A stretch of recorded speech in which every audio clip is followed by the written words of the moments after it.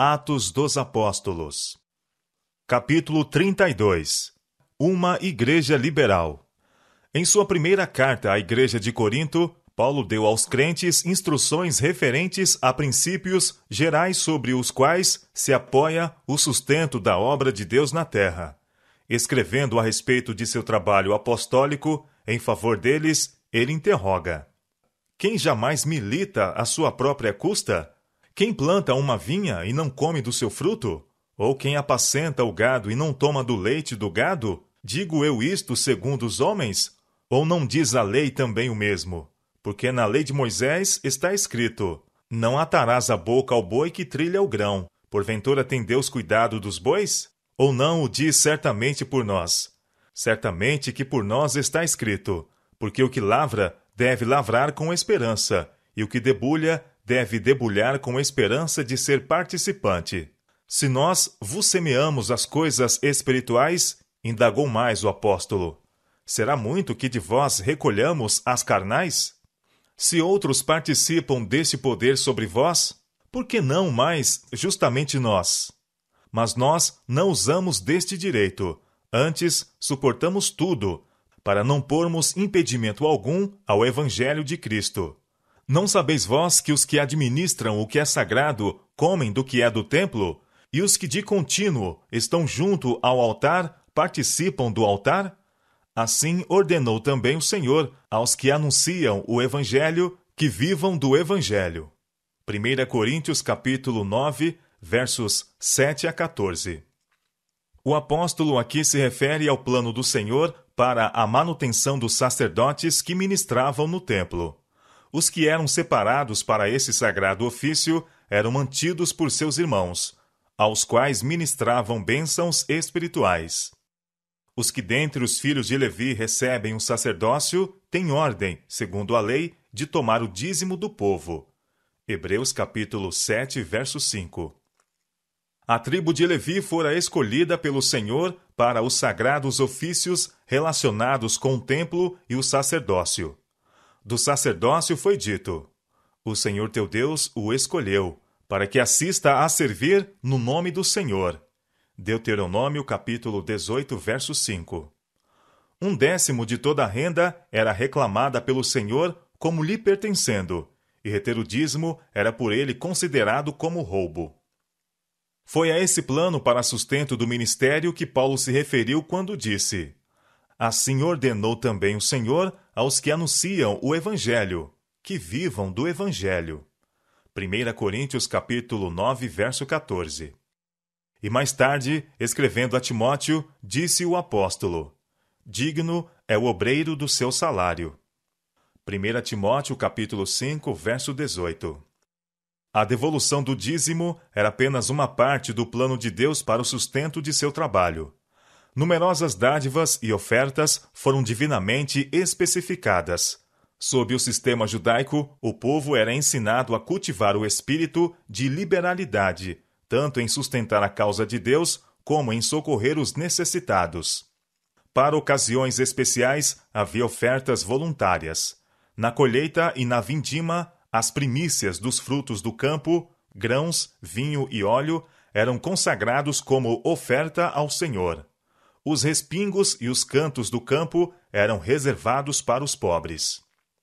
As primícias da lã, quando o rebanho era tosquiado, do grão, quando era malhado o trigo, eram postos de parte para Deus. De igual forma, os primogênitos de todos os animais, e o preço de resgate era pago pelo filho primogênito. As primícias deviam ser apresentadas perante o Senhor no santuário, e eram, então, dedicadas ao uso dos sacerdotes.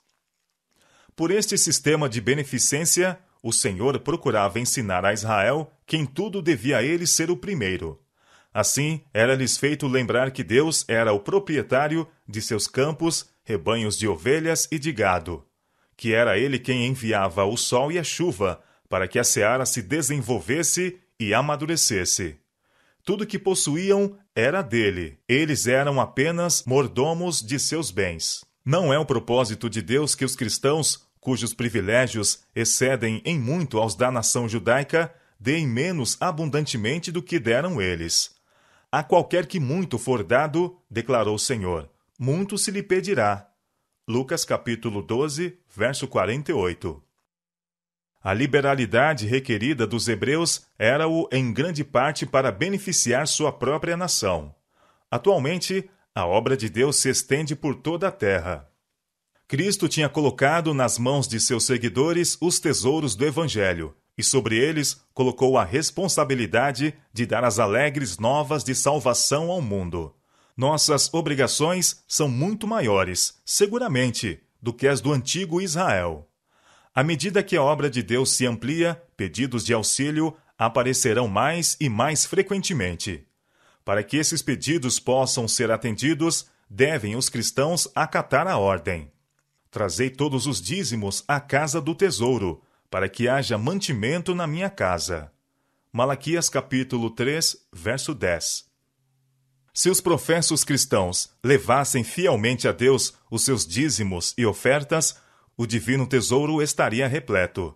Não haveria, então, ocasião para recorrer a quermesses, rifas ou reuniões de divertimento a fim de angariar fundos para a manutenção do Evangelho. As pessoas são tentadas a usar seus bens em benefício próprio, na satisfação do apetite, no adorno pessoal ou no embelezamento de seus lares. Nessas coisas, muitos membros da Igreja não hesitam em gastar livremente, e até de forma extravagante. Mas, quando são solicitados a dar para o tesouro do Senhor, a fim de que se promova sua obra na terra, titubeiam. Talvez, sentindo que não podem escapar à conjuntura, dão à questão uma importância tão insignificante que, não raro, gastam com coisas desnecessárias. Não manifestam um amor real pelo serviço de Cristo, um fervoroso interesse na salvação dos outros. Não é de admirar que a vida cristã de tais criaturas seja uma existência atrofiada e doentia. Aquele cujo coração se abrasa com o amor de Cristo considera não apenas um dever, mas um prazer ajudar no avanço da mais elevada e santa obra delegada aos seres humanos, a obra de apresentar ao mundo as riquezas da bondade, misericórdia e verdade. É o espírito de cobiça que leva os homens a guardar para a satisfação do eu o que por inteira justiça pertence a Deus, e esse espírito é-lhe tão aborrecível agora como quando, por intermédio do seu profeta, severamente repreendeu seu povo, dizendo: Roubará o homem a Deus? Todavia vós me roubais, e dizeis: Em que te roubamos? Nos dízimos e nas ofertas alçadas. Com maldição sois amaldiçoados, porque me roubais a mim, vós, toda a nação. Malaquias capítulo 3, versos 8 e 9. O espírito de liberalidade é o espírito do céu. Este espírito encontra sua mais alta manifestação no sacrifício de Cristo sobre a cruz. Em nosso benefício, o Pai nos deu seu único Filho, e Cristo, tendo renunciado a tudo o que possuía, entregou-se para que o homem pudesse ser salvo. A cruz do Calvário deve ser um apelo à beneficência de cada seguidor de Cristo. O princípio, aí ilustrado, é dar. Aquele que diz que está nele, também deve andar como ele andou. 1 João capítulo 2, verso 6. Por outro lado, o espírito de egoísmo é o espírito de Satanás.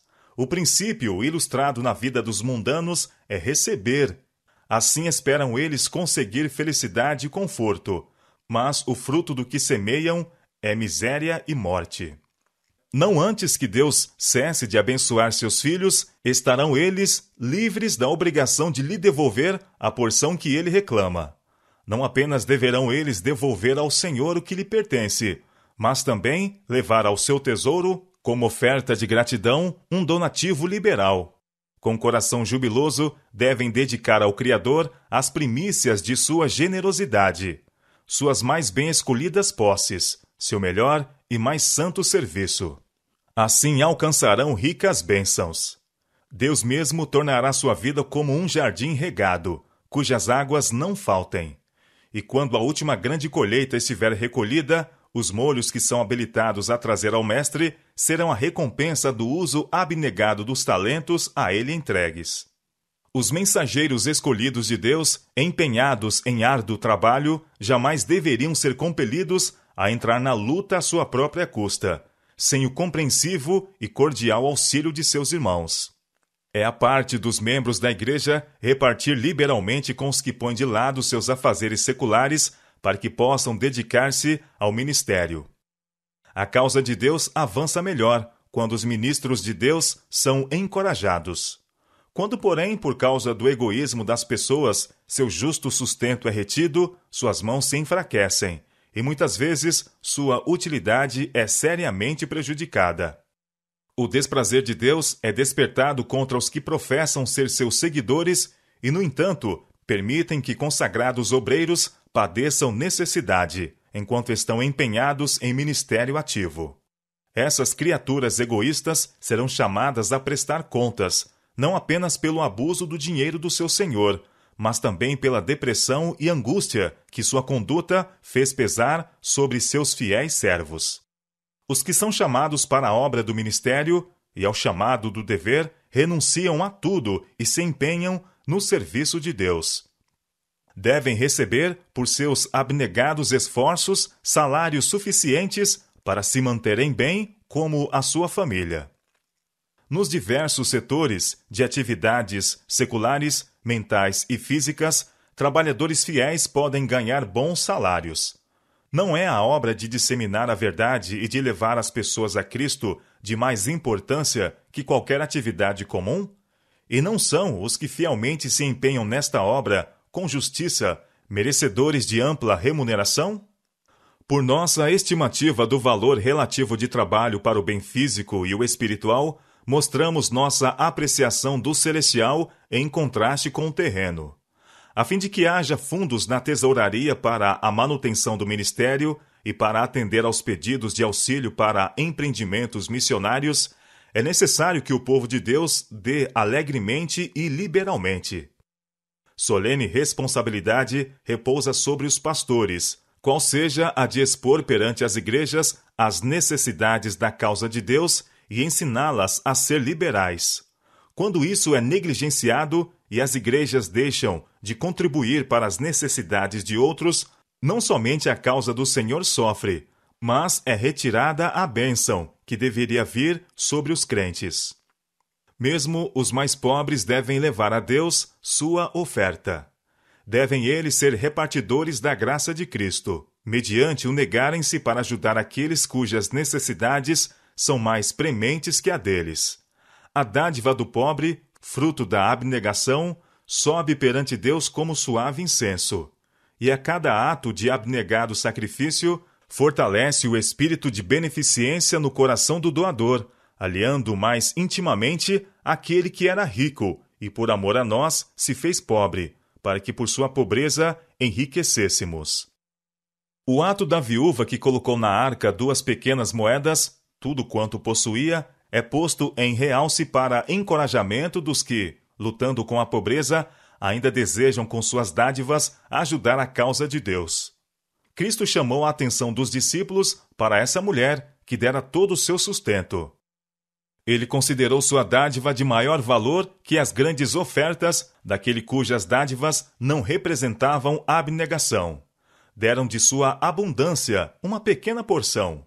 Para dar a sua oferta, a viúva se havia privado mesmo dos gêneros de primeira necessidade, confiando em Deus para o suprimento de suas necessidades para o dia de amanhã. A respeito dela, declarou o Salvador: Em verdade vos digo que essa pobre viúva deitou mais do que todos os que deitaram na arca do tesouro. Marcos capítulo 12, verso 43.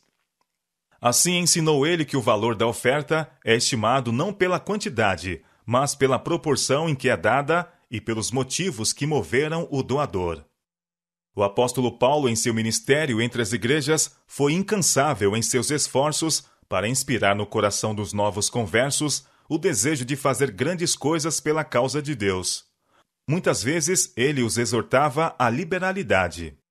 Falando aos anciãos de Éfeso sobre suas anteriores atividades entre eles, disse: Tenho-vos mostrado em tudo que, trabalhando assim, é necessário auxiliar os enfermos e recordar as palavras do Senhor Jesus que disse: mais bem-aventurada coisa é dar do que receber.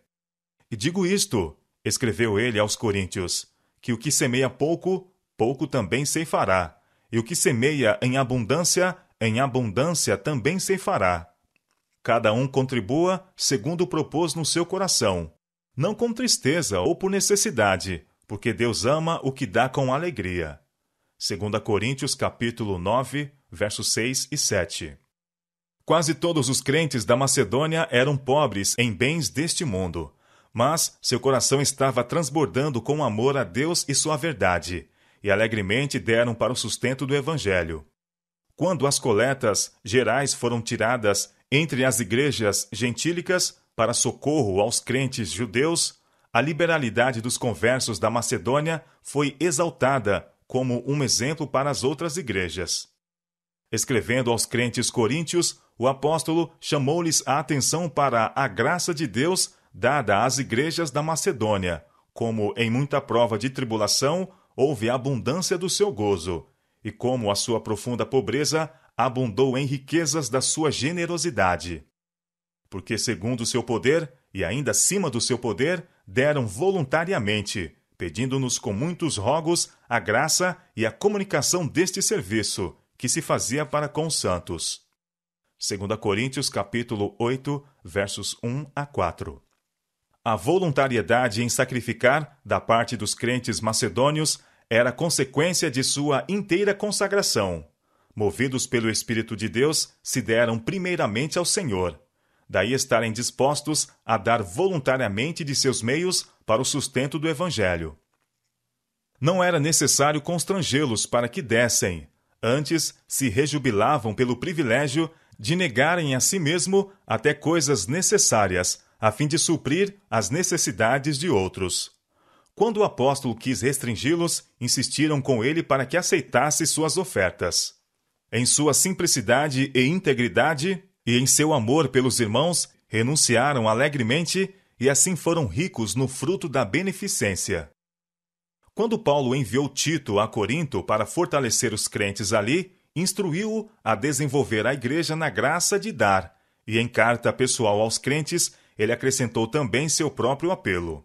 Como, porém, em tudo manifestais superabundância, tanto na fé, apelou ele, e na palavra como no saber, e em todo cuidado, e em nosso amor para convosco, assim também abundeis nesta graça.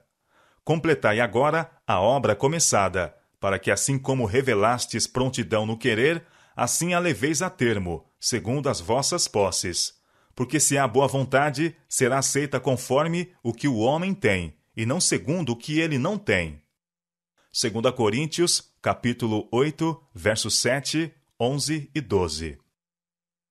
E Deus é poderoso para fazer abundar em vós toda a graça, a fim de que, tendo sempre, em tudo, toda a suficiência, abundeis em toda boa obra, para que em tudo enriqueçais, para toda beneficência, a qual faz que por nós se deem graças a Deus. 2 Coríntios capítulo 9, versos 8 a 11. A abnegada liberalidade levou a primeira igreja a um sentimento de alegria, pois os crentes sabiam que seus esforços estavam ajudando a levar o evangelho aos que estavam em trevas. Sua beneficência testificava que não haviam recebido a graça de Deus em vão. Que teria produzido tal liberalidade, senão a santificação do Espírito? Aos olhos de crentes e incrédulos, foi um milagre de graça. A prosperidade espiritual está intimamente ligada à liberalidade cristã. Os seguidores de Cristo devem regozijar-se pelo privilégio de revelar em sua vida a beneficência do seu Redentor. Dando ao seu Senhor, eles têm a certeza de que seu tesouro está indo em sua frente para as cortes celestiais. Querem os homens ter seus bens seguros? Coloquem-nos nas mãos que levam as marcas da crucifixão. Querem aproveitar seus rendimentos? Usem-nos para abençoar os necessitados e sofredores. Querem aumentar suas posses? Acatem a ordem divina. Honra ao Senhor com a tua fazenda e com as primícias de toda a tua renda, e se encherão os teus celeiros abundantemente. e transbordarão de mosto os teus lagares. Provérbios capítulo 3, versos 9 e 10. Procurem eles reter suas posses com propósitos egoístas, e isso será para sua eterna perda. Deem, porém, seu tesouro a Deus, e desse momento em diante ele levará sua inscrição. Ficará selado com a sua imutabilidade. Deus declara: Bem-aventurados vós os que semeais sobre todas as águas. Isaías capítulo 32, verso 20. Um contínuo repartir dos dons de Deus, onde quer que a causa do Senhor ou as necessidades da humanidade requeiram nosso auxílio, não leva à pobreza.